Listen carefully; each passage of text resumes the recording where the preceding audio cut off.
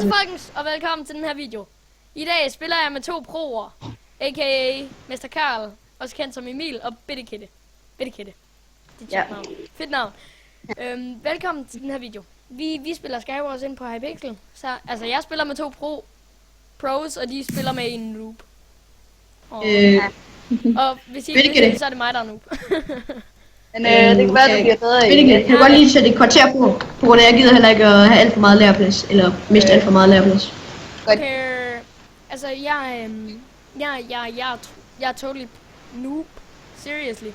Jeg tror, jeg har sådan vundet et game, og det var sammen med Bittekitte. Der er en Rushmore. Fuck dig, Emil. Du fuck. No, Emil, don't die, no. Nej, men jeg bliver godt. Jo, han har sådan et kit, jo. Nej, jeg slår ham ud over verden. Jeg kan se dig, Emil. Emil, kan du se Ja, men jeg kan ikke se dig. Nu prøver mig over til Emil, jeg er på en ø, der er meget tæt på din. Okay, bare mig over Altså, til der mig. er sådan 2 øer væk fra din. Og jeg prøver at se, om jeg kan holde mig i skak. Gå nu væk. Du kan ikke se din. Nå, det er godt det der. Jeg flækker ud over. Easy kill.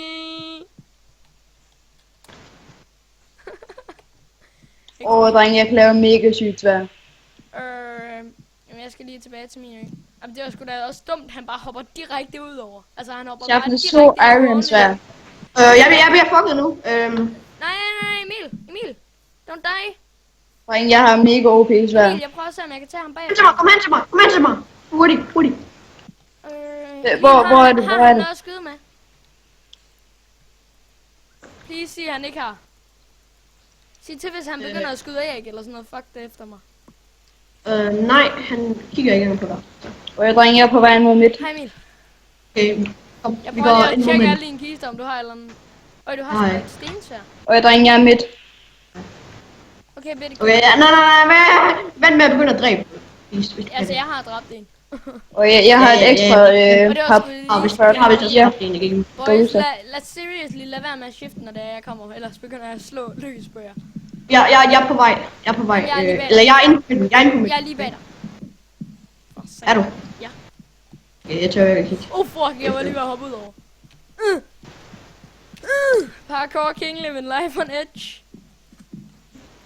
XP. Hey, hvor er du henne? Hallo, Emil, vil du have et flinten stil? Jeg kan ikke finde ud af at bruge Drenge, jeg har ret så gode ting igen. Drenge, jeg er over jer. Jeg hopper lige ned til jer.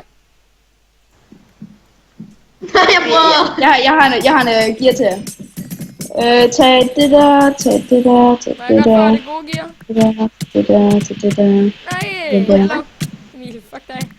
Nej, Jeg vil altså også gerne have nogle ting, fordi jeg er fucking skrald. Altså, jeg har kastet alt gearet der, så I kan bare dele altså, det. I er klar over, at jeg har brug for det. Altså, Emil, gå nu væk. Gå nu væk med det der. Emil, gå væk med det der, det er pisse. Jeg går over og dræber den sidste. Tag den der, dude. Tag den der. Hjelm. Mom. Og fordi jeg bygger det, at jeg er ret dårlig. Boys, holder vi os bare sammen. Hallo, vi skal sgu da tage ham der, den ene der er tilbage. Når han er ovenpå. Ja, det tror jeg. Ja, men jeg synes lige, jeg så ham herovre. Ja, han er ovenpå. Kom op. Jeg kan se ham. Kom op med mig. Kom op med mig. Han er ikke ovenpå. Han er henne. Kom op med mig. Jo, han er ovenpå. Der skulle der... Kom. Nej, det er han ikke. Jeg kan se ham. Han er herovre. Emil. Ja, det er fordi, at han hoppede så. Men han er over på sin ø herovre. Hvor? Lige herovre. Hvor jeg er. Der er han der ikke droppet. Det er der, han er.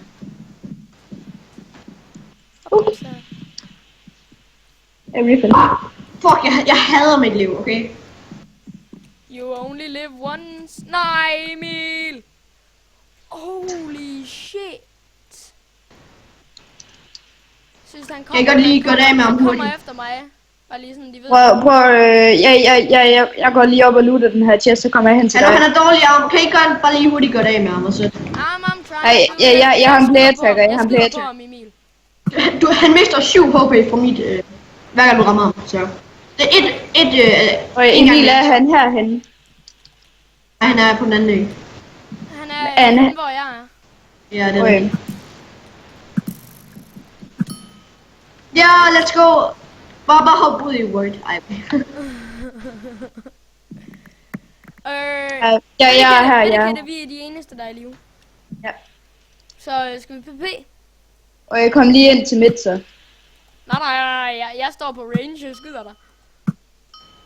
Så kom han. Nej, eller det er ondt. Det tager 1 milliard år jo. Jamen, Bare jeg fight. har sgu da ikke en fucking skid. Jeg har ikke noget til at regen. Du har et mega godt sword, du.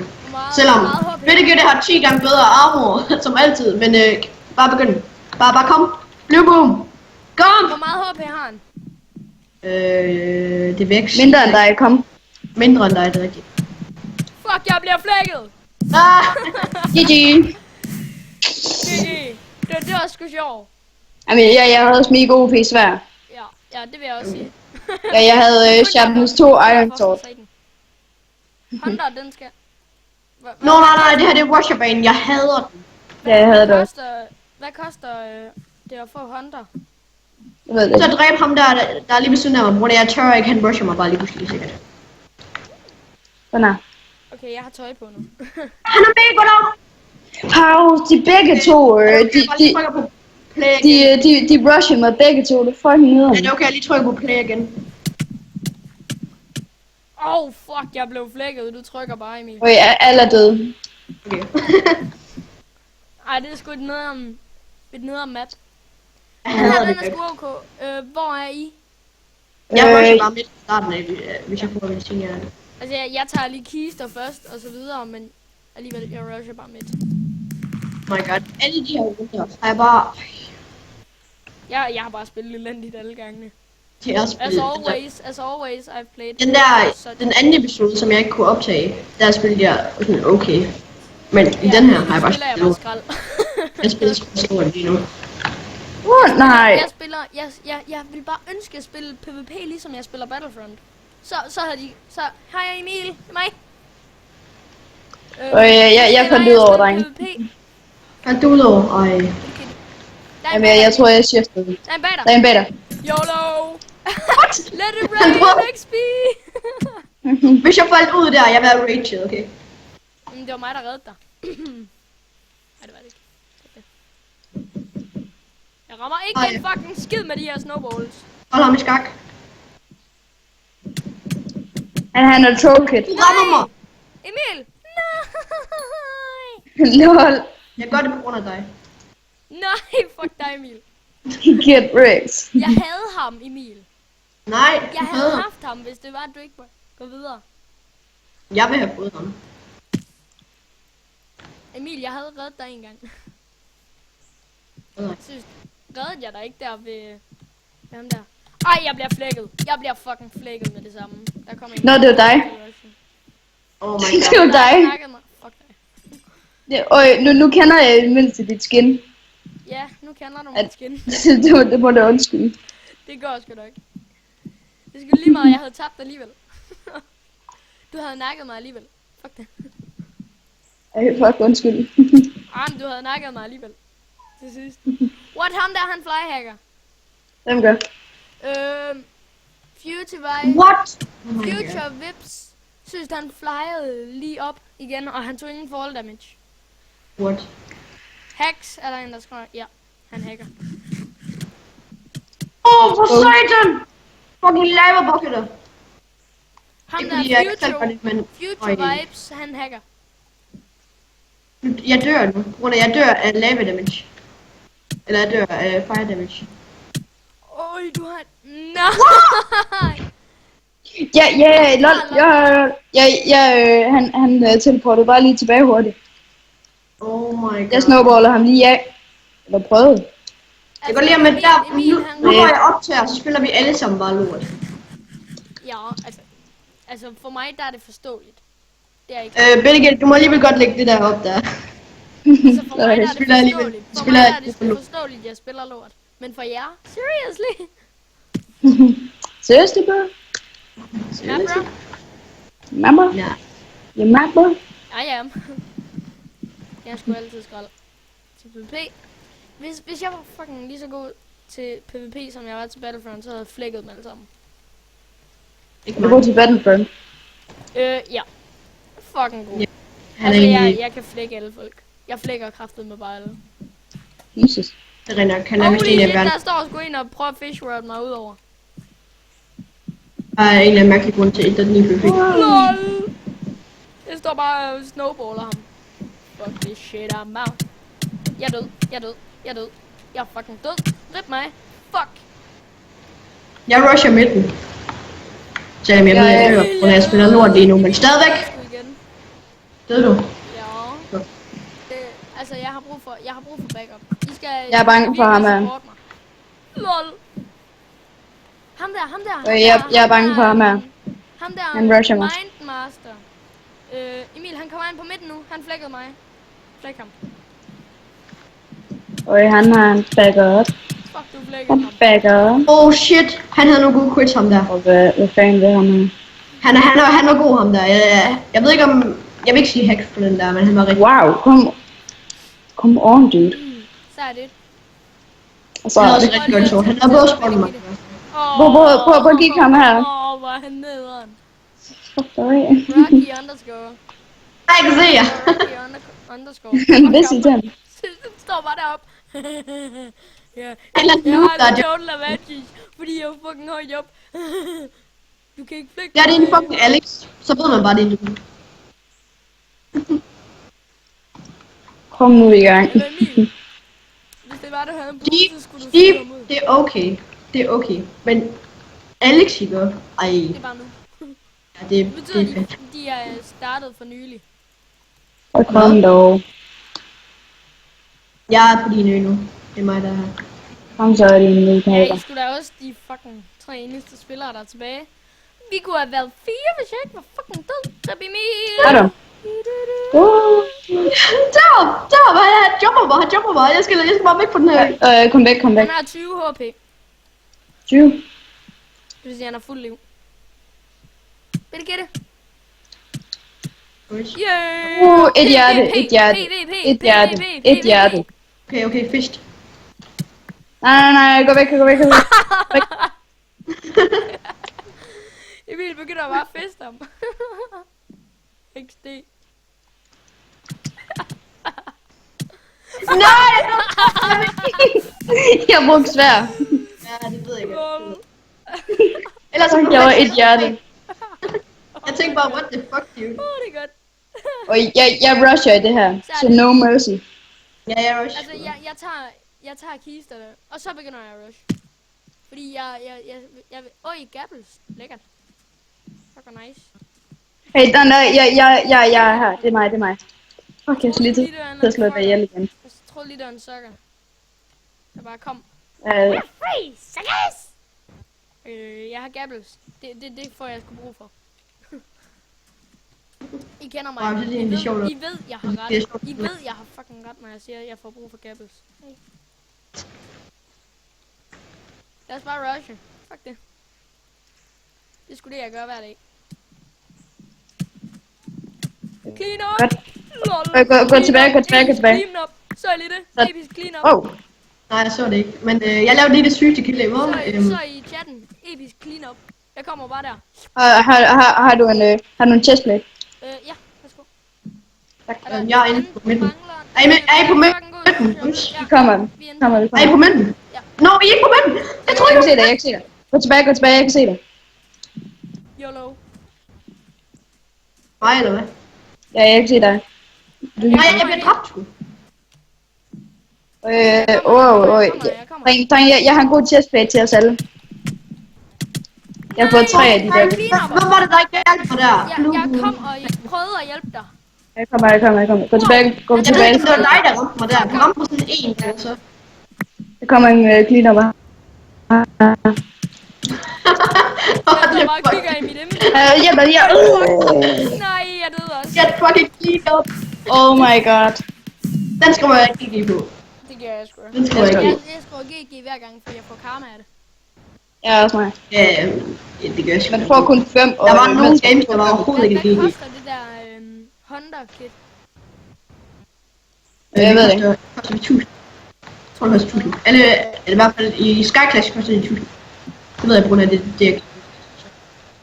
Ja, Emil, jeg ved sgu da godt, du spiller Sky Clash 24 fucking 7. Okay, jeg har gear, Det er godt. blokke. Og et våben. Jeg flækker. Så skal der. Altså, jeg har lige dræbt en eller anden, der er jo 10 gange bedre end mig, men... Okay.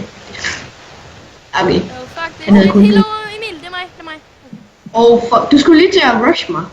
Jamen, det var fordi, jeg troede, det var en anden person. Men bare rolig, jeg vil have dræbt dig, på grund af, at jeg var rimelig sæt der. Selvom jeg havde lavet det, så var jeg rimelig sæt. Nej, lidt Emil. Jeg jumpede bare for det. Hvor skulle jeg dø, hvis jeg jumper? Men der, okay. Nej, der er en person der. Lad mig med at jump op. Fuck, jeg røg ud over. Fuck, Emil. Rip. Emil, flækker. Hvor er du henne? Ved ikke det? Jeg er på min ø, og jeg er i Russia nu. Øj, hallo, jeg er han ikke har 5 ved HP, den Emil. endnu. Skynd dig. Der Har kommer han? en cleanupper. Der kommer en fucking cleanupper, tror jeg. Og ham der er inde på. De to der, en af dem der er inde på. Jeg er om bag dig, jeg er om bag dig. Og den anden er i kamp. Og den anden har 9. Se, Nej, what the fuck? der er en, der har 20, en, der har 5, og en, der har 9. Var det dig, der prøvede at ændre på hen til mig? Ej, Bettekitty. Nej, jeg døde. Hvor er du bare Bitte død? What kitty. the fuck? Sygt, Bettekitty. You go! Nå, det er der. Nej, det er fucking mig! Altså, I er Sorry. det eneste, der er tilbage. Ja, der ligger noget gear om bag dig. Jeg kan lige, han bruger Ja, der ligger noget TNT. gear her. Jeg kan lige, han bruger TNT til at blokke sig op. Det er sgu da det dummeste at bruge til at blokke sig op. Det skulle da Ja, man kan bare sætte altså, I er de ild til det. eneste 2, der er tilbage. Bare lige sådan, de ved det. Ja. PvP. Det var overhovedet ikke lige mig, der har sådan mega lidt HP. Når det er, I har fuld HP begge to, så skal I bare... Nej, jeg Altså, har- jeg er sorry to say, men jeg har altid godt gear igen, men jeg kan godt tage den af. Nej, altså- det er fint. Det Det kan det lige det er Ej, åndssvagt. jeg tager den af, Fint, ikke? Men... Du er stadigvæk bedre at give end mig. Jamen, Ja, Hvor er du, okay. Emil? godt. 3, 2, 1, go. Jeg er Det er hernede. næsten det samme, faktisk, for at være helt ærlig. Jeg ved sgu Og ikke, jeg er hernede. Kom hernede hos mig. Jeg tjekker lige Bettekitty. Nej, rigtig godt, Men mand. det var vi ikke i gang? Og så er vi. Ja. Og heal lige, og så siger vi 3, 2, 1, go. Okay, fint nok. 3, 2, 1, go. Han har kun 19 HP, Emil. Og Bettekitty er fuld. Og jeg kan ikke se, hvor det kommer fra. Go Og to det- the... Sådan der, Emil. Kan så flæk ham. Vi er ikke engang sådan i samme sted. Det ved du godt, ikke? Ananas. Hvor kan du? Og jeg kan se Bettekitty. Hvor er han? Han er Hvor på er den det? anden side. Han er på den anden side, kan jeg så sige. Nå, det ghoster! Nej, men I er begge to på hver sin side. Jeg hjælper jer begge to ved at sige, han er på den anden side. Jeg skal godt, hvor han er. Wow. Okay, det var bare fall damage. LOL. Har du ikke set mig? Hvad fanden på? Nå, Yes, der. has been rebuilt. Kom så Emil, kom så Emil. Kom så Emil, kom så Emil, kom så Nu Emil. får du den bedre chestplate og en pissegod GG. kombo. Fuck det. Det er sgu godt. Jeg skal lige Ja, GG. Nice. GG, my friend. Hvis det er at jeg overlever til slut, så skal jeg bare have lov til at flække jer begge to. Okay? Fint nok. Hvis han overlever igennem det hele, må han godt flække sig ind sammen. Eller Ja. også Uden at de gør noget. Ja, men det er fint. Nej, vi bruger fist. Ja, vi fister. Og så laver vi 2 mod 1. Hey, Bettekitty, vi fister mod. Emil, jeg kan altså godt høre dig. What? Hex! Hallo, I skal se min video. Det er min video Ja. for fanden. Det What? lyder... Et random Steve, der står på en verden. Der er en Steve, der står på min verden. Har jeg godt set før på en, jeg ser ikke lidt video. Jeg tror, der er en, der har reportet mig. Og så, Ham her, han har mega godt armor. jeg tror faktisk, jeg er blevet reportet. Og så er der en owner, der så... Oh my god, der var en eller anden Steve, der hedder 0A2. Ja, det kender jeg godt, det har jeg godt set på, det sker for mange. Jeg tror, det jeg er bliver blevet flækket. Jeg bliver jeg fucking er blevet flækket. reportet like 3 gange. Fuck, jeg er flækket. Jeg blev flækket. Hvor du sagde, du flæk. Jamen, hallo, Bettekitty, ham der står der på øen. Ham skal du flække. Ja. Det gør jeg også, ja. Hvorfor er det alle, de bare ægger mig? Han står der stadigvæk. Steven står der stadigvæk. Kan du bare se en pil, der svæver i luften, bitte kitte? Nej.